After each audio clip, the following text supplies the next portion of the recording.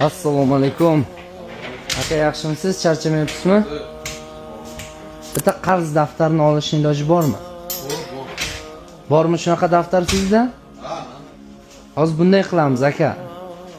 Mana shu qarz daftariga yozilgan. Borku odamlar, menimcha 50 ming, 100 ming, 80 ming, 90 ming shunaqa qarzdorlar bormi?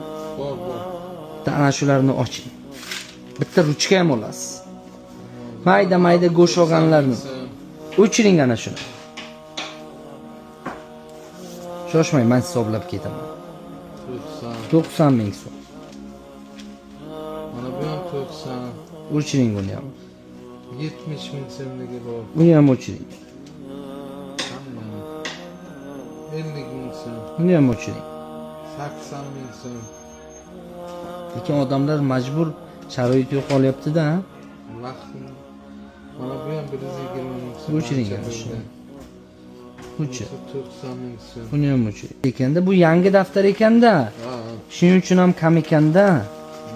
Xo'p, nech pul bo'lyapti? 260 ming. Shu qarzdorliklarni hammasini o'chirdingiz. Qolganini biron kishi kelsa agar o'zingiz berib yuborasiz. Bo'ladi, 50 mingga go'sht olyaptimi? Yana 50 mingga qo'shib bering. Haqiqatan ham muhtoj odamlarga bunaqalarni siz bilasiz. Shunday kelishsak bo'ladimi? Boringizga shukr, katta rahmat. Kirib turamiz hali. Do'stlar, maqsad sizlarga ibrat bo'lish.